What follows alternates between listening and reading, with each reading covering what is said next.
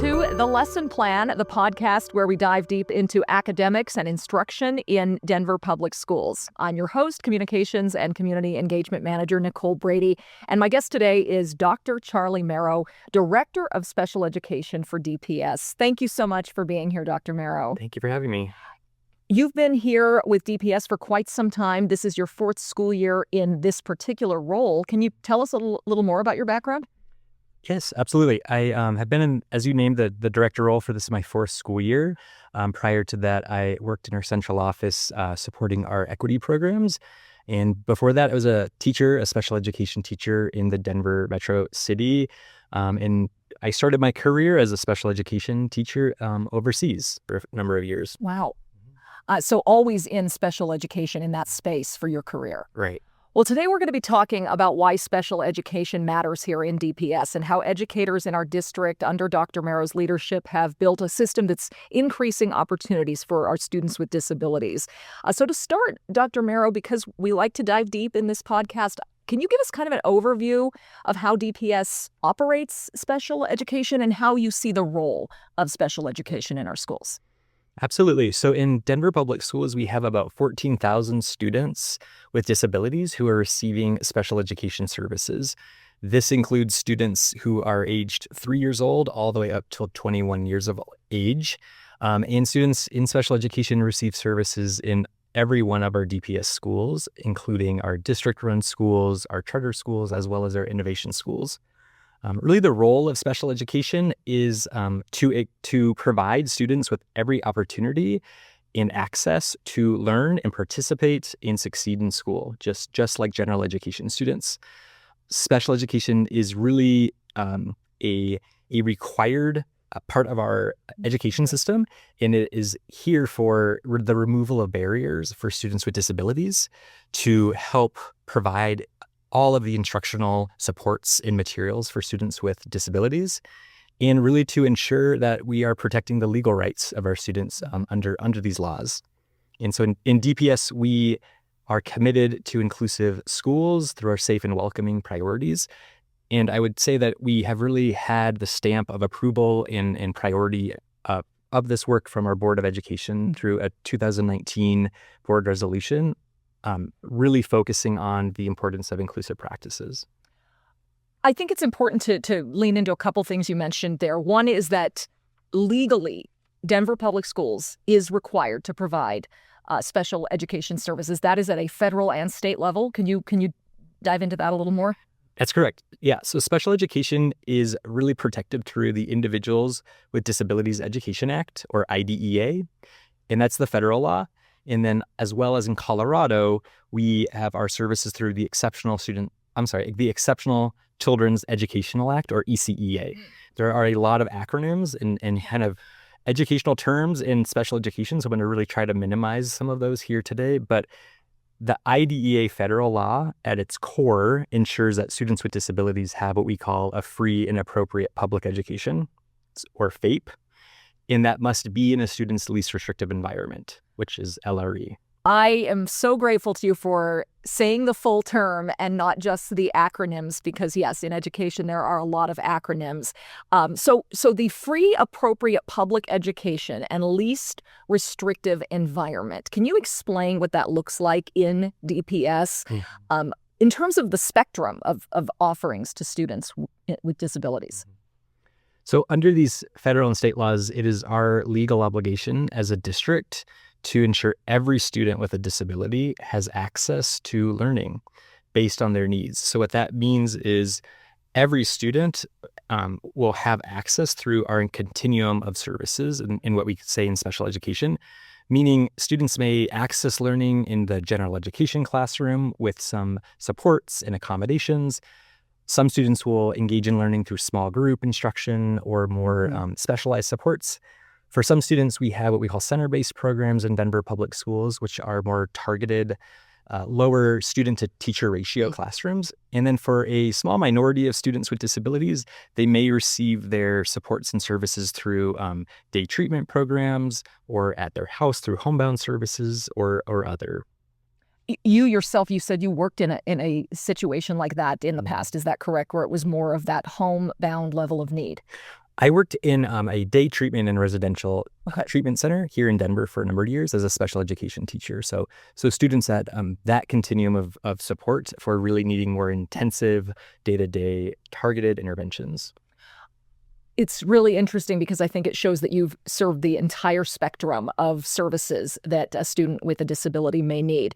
So let's talk about the students, though, who spend the majority of their day in a general education classroom, which is a lot of those students. What does that look like? That's a great question. We say sometimes in special education that it's helpful to remember special education is not a place in the building or a school itself, but it is a support service model. So special education are the services and the services that students receive. So it's helpful to know that about 80% of students with disabilities in special education actually receive majority of their day in instruction in general education.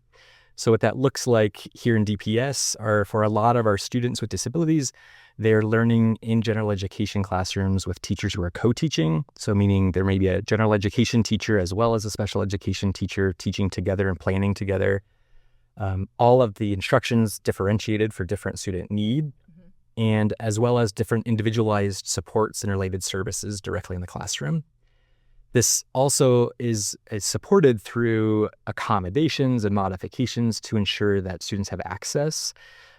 Other supports such as assistive technology. So some students have different services or equipment that can help them learn, as well as related services. So a lot of students in special education may have supports through speech language therapy, OT-PT supports, mental health supports. This is all included.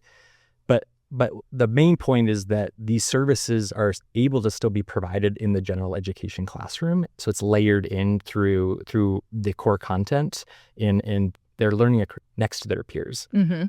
Yeah. And one thing that I think an acronym that people are aware of in schools is the IEP. I think a lot of parents understand what that is, but we're going to say it anyway, an individualized education program. And an IEP is something that every student receiving special education services will have, including those in that general education population. So what does that mean? It's a great question. And the IEP, I'd say, is really the foundation of special education. And again, it is back to our federal law of every student with a disability in special education has their own individualized plan that documents and outlines all the various services and supports that they would need to access learning. It is very important that the IEP is developed by a team. So the parents of the student or the family members or guardian are part of the IEP. The general education team, the special education team, social service providers, the student themselves are part of the IEP in developing it together, really to come together with, based on the data and assessments and evaluations, what are the goals that the student will work towards, and what are the services and supports that the school will provide in order for the student to learn. The IEPs are it's a legal document. And so there's a lot of different layers to it and a lot of components, but at the core, it really outlines the student's strengths first of all, of what the student is passionate about and interested in and what they're really, really excited about, the areas of growth and need that the student can work towards, as well as the different services that the school will provide, accommodations that the student may need, as well as really listing all of the services, again, such as speech or mental health supports. We like to kind of think of it as a roadmap for how schools can support the student, but also know it's a legal document to ensure those supports are met. How is that tracked? Does this stay with a student pretty much throughout their entire DPS career? And then is there sort of a progress report component to it?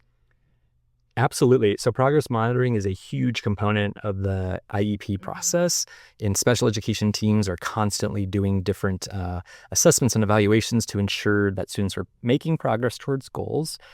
IEPs are in an annual and a triannual process. So every year and every 3 years, there's the process to really evaluate and either then renorm or change some of the services and supports. Interesting.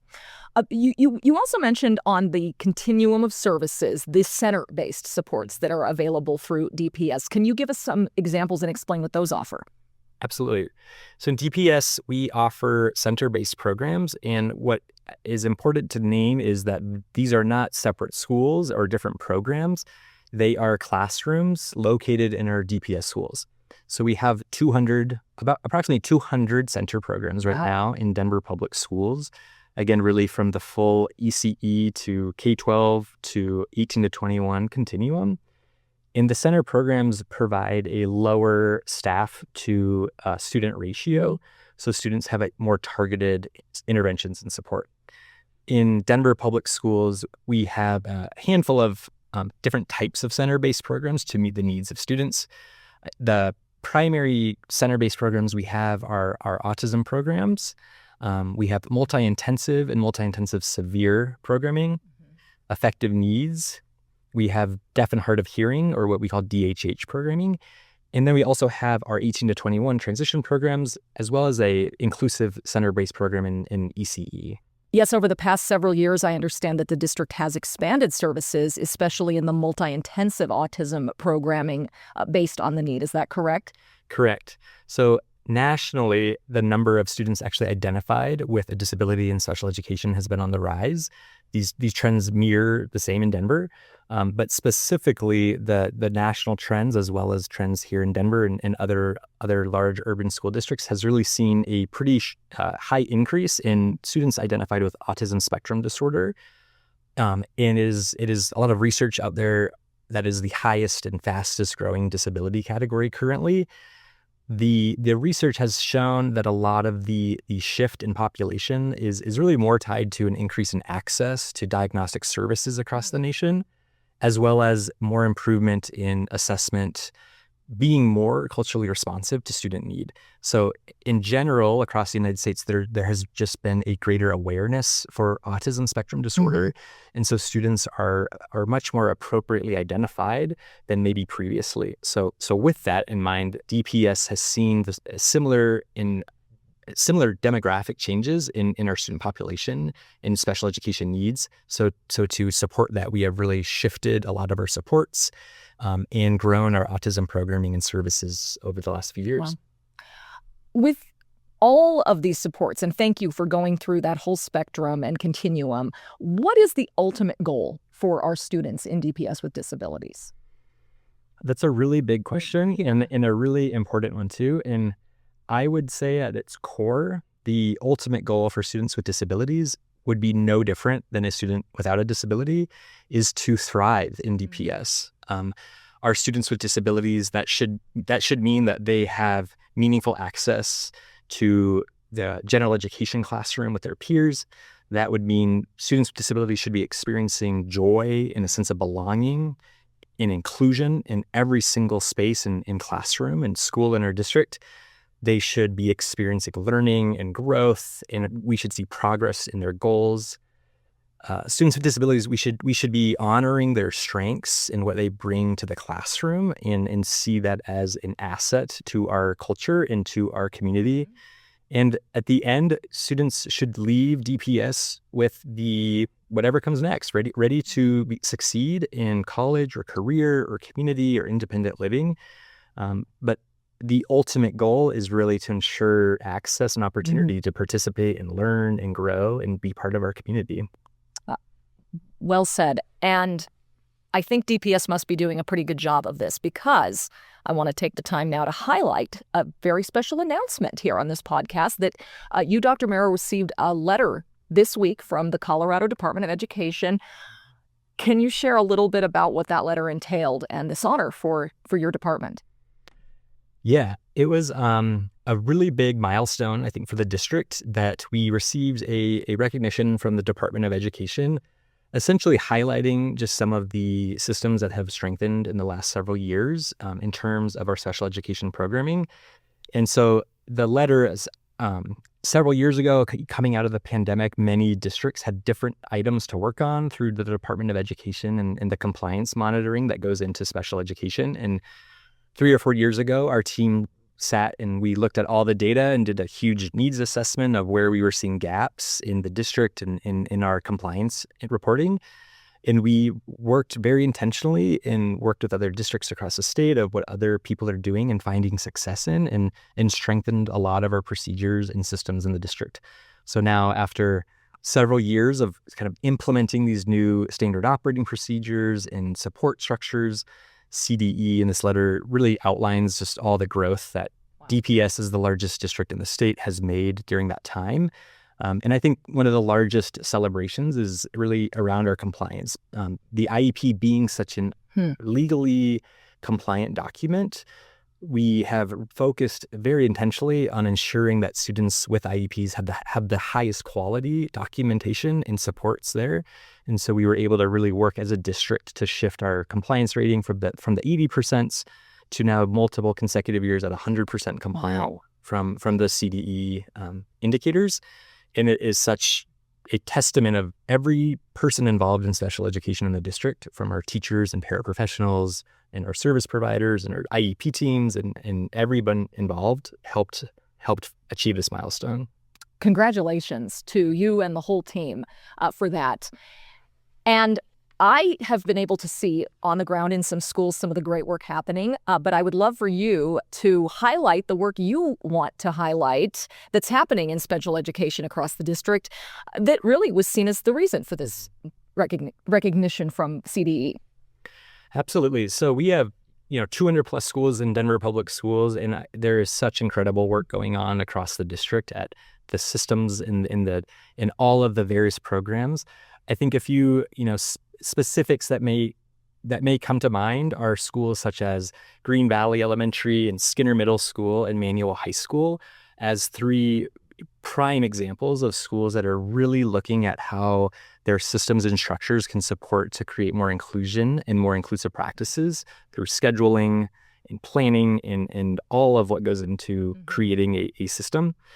A few other schools are College Elementary and West High School have really intentionally focused on their center-based programs and ensuring that students in the center programs have access to everything that every student has in the building, as well as really, when they're in the center, having the highest quality of support and services. And a few other schools, Hamilton Middle School in downtown Denver Expeditionary Learnings, or DDES, they're just really thinking differently and have a lot of innovative changes that they've made to sort of how they've structured special education to support their students, staff, and families. We could spend hours talking of all of the schools doing incredible work. Those are just a few that come to mind. I think at the system level, things to be very proud of as a district are just the fact of the instructional alignment. So I know you have interviewed math and humanities and a lot of other academic teams, and we are all very integrated. Nice. In our curriculums are integrated, and the HQIM, or high quality instructional materials, have students with disabilities in mind, with supports and accommodations built in. We've also, as I've mentioned, we have grown in our center-based programs, and so we have a really strong system supporting center programs through providing specialized curriculums and resources and trainings and supports, as well as we've had a very intentional focus to ensure our paraprofessionals are supported and trained and onboarded. So a couple years ago, we have a small team that has been providing training and resources for paraprofessionals, and we've seen a really great impact from that work. Unified sports is something that I know that I've been able to see a lot of students participate in. I love getting out there to see that, and it's one way that they're fully integrated in many ways. Absolutely. Special Olympics is an example of a community partner that in the last year we've had a more formalized agreement with. And so what that's been able to also lead to is just more schools having access and opportunity for programs, as you named, as inclusive sports. There are probably every day of the week a different Special Olympics or inclusive event or unified sport competition happening. And the district has many schools that are involved in Special Olympics programming. Excellent. The extracurriculars are important too. So, and I want to highlight the 18 to 21-year-old students as well. I was at the Far Northeast Community Hub just recently, where students from the Northeast Early College Transition Program for 18 to 21-year-olds are working a few hours a week as interns. And this is a fairly new program, but they're learning job skills, communication skills. I know for a lot of parents of a student with a disability, what happens after high school is often their number one concern. Mm-hmm. Totally. I think special education is complex, and there's a lot in the IEP, in the legal components, and I'm not sure if everyone's always understanding that students after K-12, if eligible, we have services for students who are 18 to 21 that are eligible under IDEA. So really ensuring that we have 18 to 21 programming. We are actually expanding our 18 to 21 to more regions of the city coming soon. But what you name is, it's also important that we have transition services are actually not just at 18 to 21, but the IEP teams, once the student's 15, really starts planning with the parents and the IEP team around what will support students after school. So really that transition planning is happening much sooner than even graduation. But the programs you're talking about are really special, and specifically the internships that you're naming out in the Far Northeast Community Hubs. It's a really awesome example of students in our programs engaging in real life experience of sort of to help prepare for life after school. Yeah, it was really cool because people come to the hubs for services, and they're similar to customers at maybe a retail job that many students might work someday. And so a lot of the students I talked to were excited about getting those skills. And we know family support and engagement is a big part of, education for any student, but especially for a student with a disability. Can you talk about that aspect of serving students in DPS and how integral it is to get that family and community support? Yeah, it's really, really critical that parents and families or guardians are involved in the process, and not just involved, but also a high level of engagement. I've said it here a couple times, but again, I'll stamp that, the parent and the family or guardian are part of the IEP team, meaning that they are in the conversation when the IEP meeting occurs to really speak for, parents and families often know their student the best. And so parents can speak on all of the things that maybe you aren't seeing at school, but to make sure that it is part of the program. So, first and foremost, parent engagement is at the building level and in the school, and very, very much involved in the IEP process. There's also a handful of other ways that parents and families are able to be involved in the process. As the director of special education, I lead our special education advisory committee. So it's called our DCAC, and every district has their CIAC under the Colorado Department of Education, and we have been working as a CIAC with parents, community members to really examine what are some of our systems that are working really well for parents and families in DPS, and where are there areas for growth. So a large area of growth that the committee has identified is a need for more parent resources to understand IDEA and special education in the district. So it's been an exciting school year. We are really digging in as a committee. We actually met earlier this week to start examining ways to improve our systems and our websites and our resources so they can be accessible for parents and families. Because again, special education is complex. There's a lot of components and a legal thread that we want to ensure that parents have access and understanding. But that's at the system level. We would really always encourage parents to be at the building-based level as well, to be involved in the IEP. Yeah, absolutely. How can a large district like DPS continue to best support students with disabilities going forward, especially with funding always a challenge, with special ed teachers and recruiting and hiring continuing to be a challenge? What is DPS doing about those? It's a great question, and I'll say it's not unique at all to Denver. As we know, many districts in the nation are experiencing declining enrollment while also experiencing an increase in enrollment of students with disabilities. And so that's our data as well in Denver public schools. So like you named, with funding pressures and different challenges, there's a national special education teacher shortage. there's a lot of different layers and there's a lot of different challenges, but I think that first and foremost, our responsibility as a district for students with disabilities does not change. We are committed to ensuring every student has access and opportunity to learn. And the DPS team is working really intentionally to try and strengthen the teacher and paraprofessional pipelines. So ways to retain special education staff in our buildings. I know recently the district partnered with CU Denver's Aspire to Teach program. So if teachers have a current license already, they can add an endorsement in special education to bring on more special education teachers. DPS has a really strong para to teacher pipeline. So if paras are currently in the classroom and interested to become special ed teachers, there's supports for that. But there's a lot of need for our buildings to be staffed with the appropriate people and the appropriate number of folks to really support students with disabilities. And so that can be a challenge, of course, with funding different pressures. Not only retaining teachers and recruiting teachers, but also ensuring professional learning and training and materials are at the highest quality and are meeting the needs of our teachers and our adults in buildings to really ensure that they have the resources and supports they need. But our commitment stays the same. Regardless of funding pressures or different challenges, our commitment will always be to ensure that students with disabilities in Denver Public Schools under IDEA have all of the access and opportunity that they deserve. Thank you so much, Dr. Merrow, for being here today to talk about the work happening and shine a light on the schools and teachers and centers that are doing great work every single day to support students with disabilities and to create opportunities for them. So thanks for letting us behind the curtain into the process of that. Thank you for having me. Absolutely. And we'll see you next time on The Lesson Plan.